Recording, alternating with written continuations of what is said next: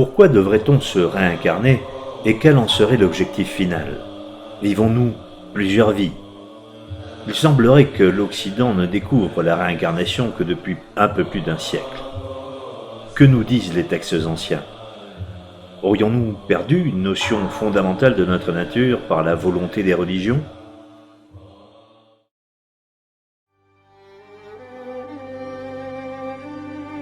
Dans le livre des morts des anciens Égyptiens, il est dit que l'âme, ou le soi, du défunt, est dite vivre dans l'éternité. Elle est immortelle, coexistante avec le bateau solaire et disparaissante avec lui. C'est-à-dire qu'elle suit le cycle de la nécessité.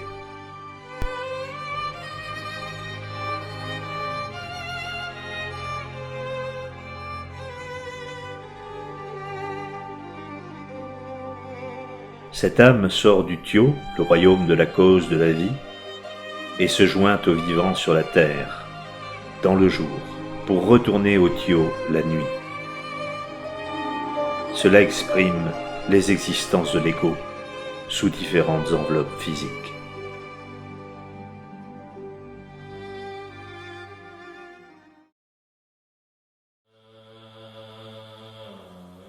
Dans le bouddhisme, ce sont les 5000 livres nommés Jataka, qui nous racontent les multiples vies du Bouddha. Et le Bouddha dire de lui-même « Il est impossible de vous compter les corps que j'ai déjà possédés. »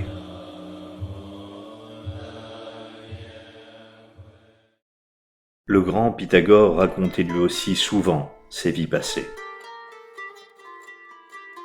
Jamblique dit dans son traité des mystères égyptiens « Les peines qui nous affligent sont souvent les châtiments d'un péché dont l'âme s'était rendue coupable dans une vie antérieure. » Le Talmud nous dit que l'âme d'Abel passa dans le corps de Seth et de là dans celui de Moïse. Le Zohar ajoute « Toutes les âmes sont soumises aux épreuves de la transmigration. » Et les évangiles, en parlant d'Élie et donnant la parole au Christ, disent « Il est vrai qu'Élie doit revenir et rétablir toutes choses, mais je vous déclare qu'Élie est déjà venu et ils ne l'ont pas reconnu. »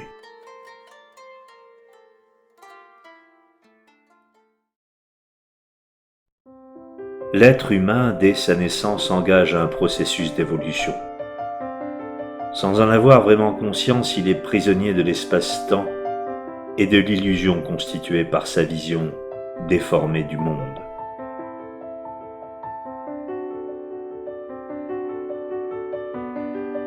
Mais d'après les textes sacrés, notre personnalité aussi est une prison pour l'âme. Ainsi, ces deux limitations jouent à l'unisson l'histoire d'une vie.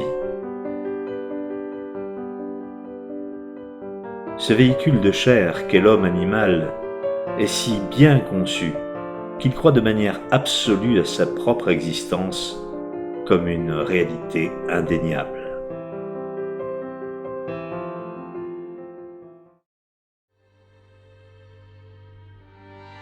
Selon ces critères de référence, la vie débute à la naissance et finit à la mort. En un sens, cela est vrai, mais seulement pour la vision limitée du cerveau de notre personnalité.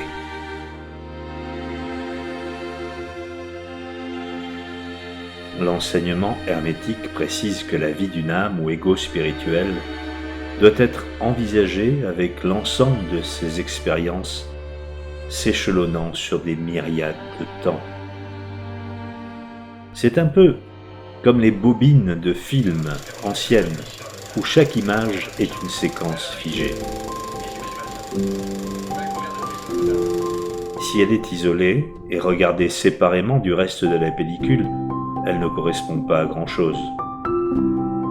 Il en est de même de l'évolution de l'ego spirituel. Si l'on considère, en partant toujours de cet exemple, que chaque image correspond à chaque incarnation, on voit voit très bien qu'isolément ces vies sont peu compréhensibles et figées. Ce n'est que lorsque le film est vu dans son ensemble que l'on peut en saisir le sens véritable, l'histoire de la vie d'une âme.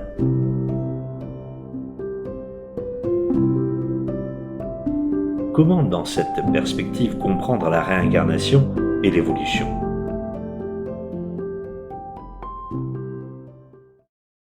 D'une manière générale, l'être humain est persuadé d'être conscient dans sa vie de tous les jours, et c'est ce qu'il appelle la réalité.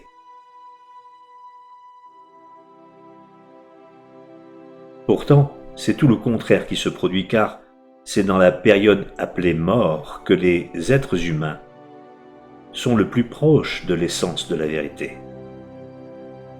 Les mirages de l'existence terrestre étant alors bien loin.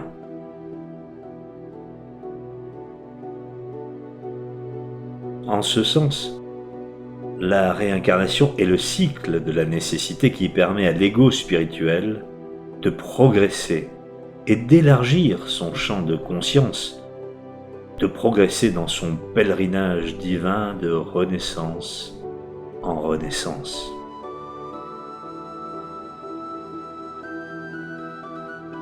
L'enseignement multimillénaire nous dit que ces multiples réincarnations nous amèneront un jour au terme du parcours où nous serons complètement détachés de tout véhicule physique.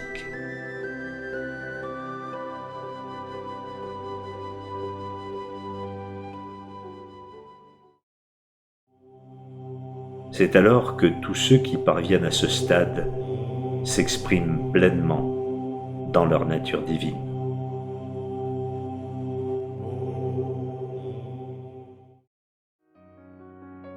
Ces intervalles entre les incarnations aident à atteindre le résultat final du pèlerinage.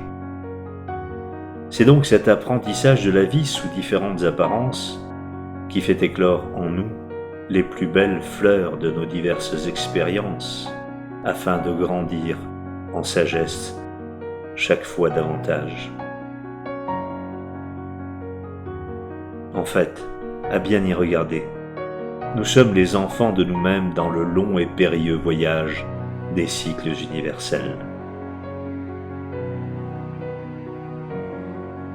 L'ego divin doit se dépouiller à terme de la prison de sa personnalité, qui n'est qu'une chrysalide temporaire. Ainsi, devenu libre, il est alors capable de voler vers l'infini.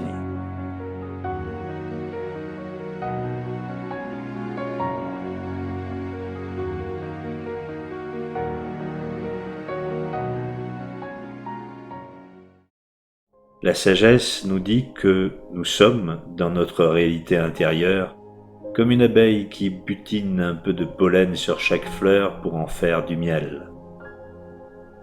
Ainsi fait, l'ego spirituel qui ne recueille de chaque personnalité qu'il incarne que le nectar des qualités spirituelles qui édifie sa conscience. C'est donc après une moisson d'innombrables vies et d'accumulation du nectar des plus belles expériences vécues que le soi spirituel, comme l'abeille, sort de sa chrysalide pour devenir un être conscient et parfait.